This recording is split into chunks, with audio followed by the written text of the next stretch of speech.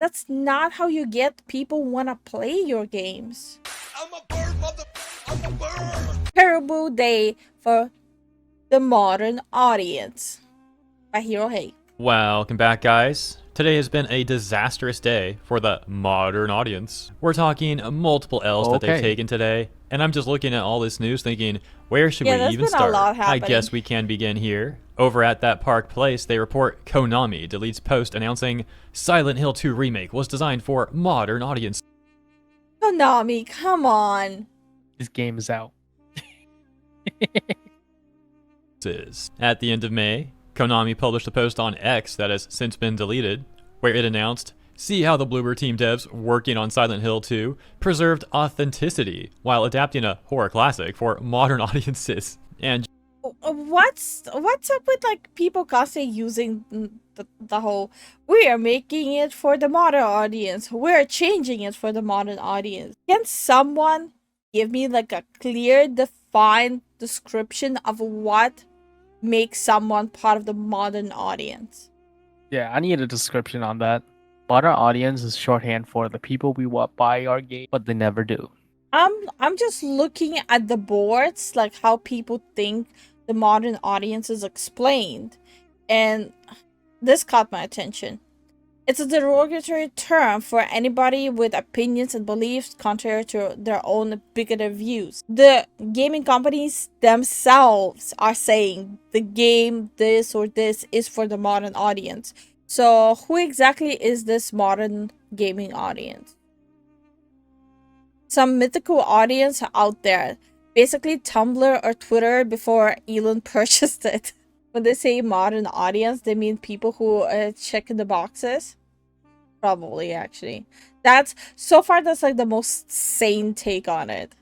just for the record, yeah, if you've never seen that tweet before, it's right here on screen, and you wouldn't be able to find it on their Twitter anymore either because, as reported, they have recently decided to delete that tweet. Over on Steam, the Silent Hill 2 remake seems to be debuting to overwhelmingly positive reviews, making it even more interesting that Konami's decided that they don't want this game associated with a modern audience after all. That takes us to techforgamers.com and a poll that they wrote an article about here that says over 95% of players don't consider inclusivity important in gaming. Story highlight.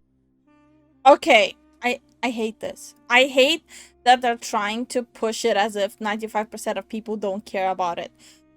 95%, it's not that they don't care about it, they don't want political shit in it. They don't want political shit, they don't want agenda shit. They just want, like, if you want to add it, but don't shove it up our face. We don't care about the inclusive shit. We want a good game. If they can somehow do it where it's not shoved in our face, perfect, no problem. Whatever. Good game, good game. Who cares? My problem with studios that make loaded statements like this is that they always put the game development itself on the back burner. Yeah. They're so busy with what they want to push political wise that they forget about the story, they forget about the animation, they forget about the code, they forget about the writing. That's not how you get people want to play your games. A recent poll indicates that over 95% of players don't care about inclusivity in games. Forcing inclusivity in video games has been a known culprit, leading to failure.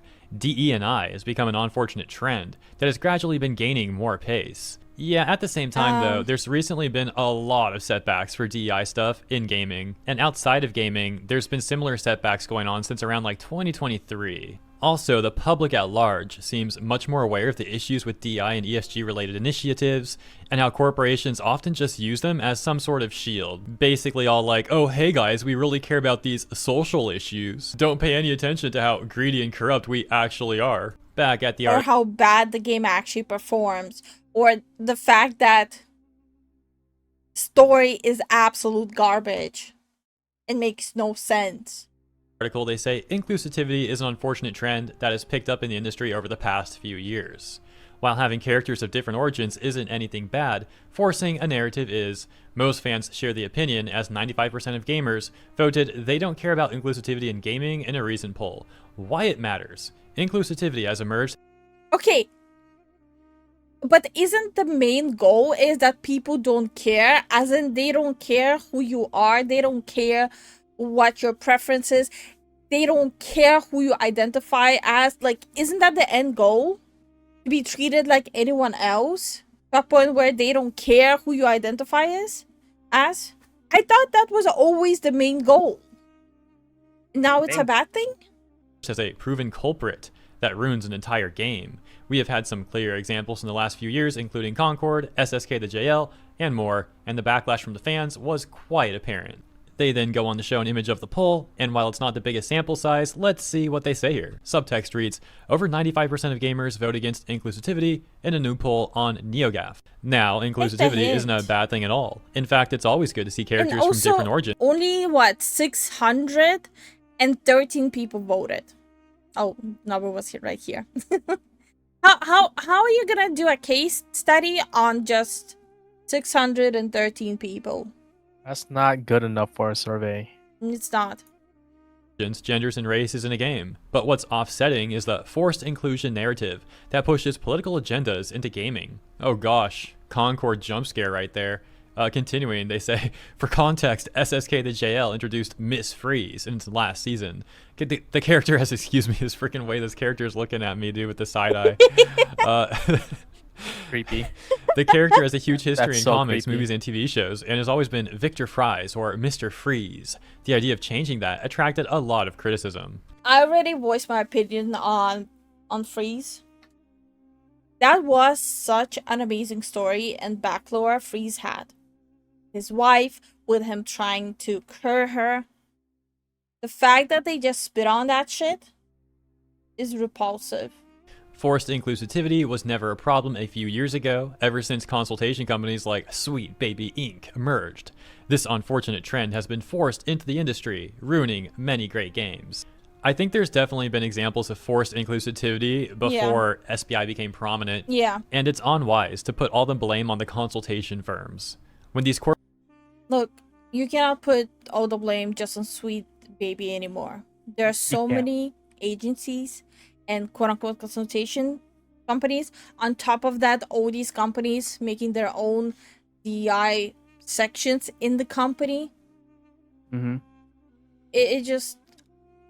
I just don't understand how they're not seeing what's happening with other games. It's like, by this point, just read the room, my guy. corporations are willingly hiring these consultation firms. When you put all the blame on the consultation firms, it takes away from the responsibility of the executives, of management, etc., when they really should all be getting criticism for how they're ruining games, at least in my opinion. Continuing, they say, Sweet Baby has a bunch of notable names working with it, including Santa Monica, Xbox Game Studios, Warner Brothers, Ubisoft, and more. The influence is quite visible in their... Okay, based on these examples, can we check how they're doing financially now? For example, one of the companies mentioned here, and one of the companies that's going very strong with their quote-unquote diversity. Yeah, they're catching that modern audience at the bottom right there. Straight to the bottom, baby. Their recent titles as well. Square Enix should be appreciated for being pulled out of the list. The Square Enix thing is actually really interesting. As we talked about a few months back, there was this news being reported that during a Q&A, an investor or investors were approaching Square with concerns about their association to SBI, which we could see an example of in this tweet, where the question was presented, I'm personally happy about the shift from quantity to quality. I hope good titles will come out in the future. I'm concerned about the Canadian consulting company Sweet Baby. Square Enix is listed as a client, but is there actually a transaction there? What kind of transaction is it? And so Kiryu actually responded to that. To my recollection, he used to be a director over at Square, and now he's the current president. And so he says, I would like to refrain from making specific comments about individual clients. As we shift from quantity to quality, providing content that is enjoyable and safe for our customers is also part of what makes a product fun. We will do our best as creators. So we kind of dodged the question there. And Square Enix parted way with the consultancy stuff. Because they want quality, not quantity. I mean, they probably saw how other companies are tanking. It was a no-brainer decision. However, a week or two ago, we also talked about this news that yeah, over on Sweet Baby Inc.'s website, they no longer have Square listed as a client. Now that said, on the FF7 remake, Hit Detection was listed in the credits. Hit Detection being a different consultation firm. Considering how Square was working with Sweet Baby Inc. though, it's still very amusing that they decided they don't want to be associated with that consultation firm anymore. The article ends with this. One of Sweet Baby's employees even admitted that the company's goal is to burn the industry to the ground, indicating a massive threat to the gaming. Not just that, there's so many records of them talking about how to harass and scare companies into buying their services, how they intentionally want to burn the gaming industry to the ground. There's so much they already put out there on their own, and yet at the same time, while they're the ones putting it out there, they're complaining about people saying they're planning to do that. It doesn't make sense. They literally have video evidence of what was the CEO of Sweet Baby like saying, scare your employers. Industry. Nonetheless, this trend needs to stop. Otherwise, we'll see a lot more big budget games fail poorly. Well, hey, if these corporations, if these corpos want to keep embracing this fake virtue signal-y stuff, I suppose they can have their cake and eat it too. In the meantime, the indie scene can keep on winning. So I thought it would be fun to go to that NeoGAF poll and take a look at some of the responses that it's getting. Once again, the poll inquires, is inclusion important to you in video games? With 5% voting yes and 95% voting no. Total votes 745. Starting with this one at the top, I'll just read a portion of this, but it got 28 reactions, and as you can see, most people seem to be giving it a thumbs up. So it says, to be honest, I do not give a rat's behind about what race or gender of the player I play as. Make it a good freaking game and I'll play it. The story is a big part of the experience. However, when they force this inclusion ideas down our throat, it's obvious and becomes cringy or detracts from the story. Another post reading, speaking. If you don't play a game just because of what gender, what race, whatever the character is, that's a you problem. It really is a you problem. It reminds me of the Nexus mod of Geralt. Did they delete it? Hold on. There's no way. Okay, so after Nexus mod got mad that they made a mod for God of War where they switched the race of the character to represent which country she was actually from. There was a lot of backlash of the Nexus mod for Geralt from Witcher 3, where he was swapped into a way darker skin tone. People were calling out their hypocrisy with moderation. And there was one specific person who was saying that thanks to this mod, he finally will play the game because he doesn't want to play as a white protagonist. And all these years, he was avoiding the Witcher 3 series because the protagonist is white. Does it matter? He's a good character made from a decent story. Well, the review he left went further on, where he was saying that thanks to this mod, he finally played the game and that the game was good. It's as if the color of Geralt had nothing to do with the game.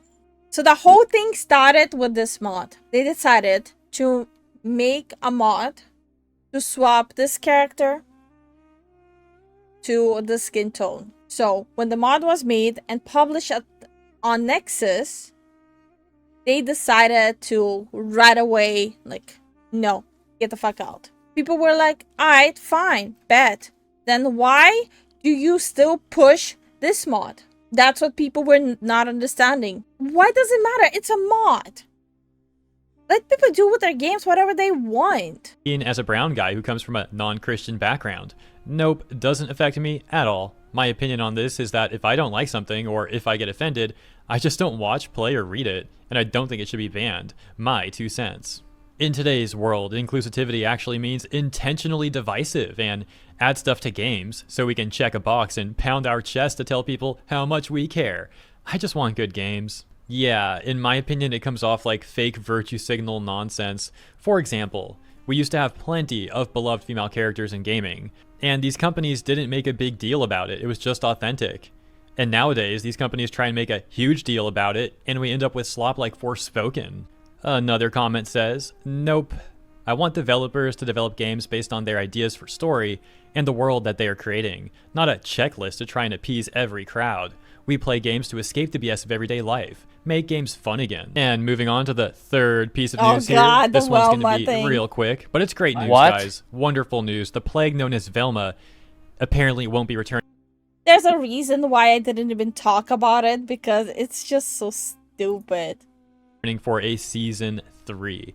I'm shocked it even got a season 2, but hey, at least the abomination is gone, and Thorn has officially been avenged. You can see on the left what they did to her in season 2, and what were they thinking, man? Taking a From this to this. Bruh, Is it modern enough for you?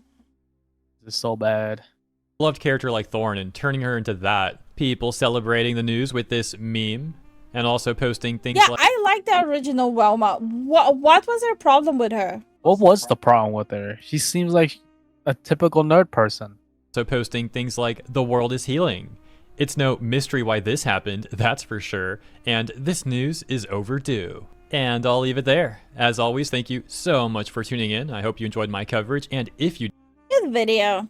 What are they thinking? Like, can we just stop and can we just start concentrating on actual good media, including games, shows, movies?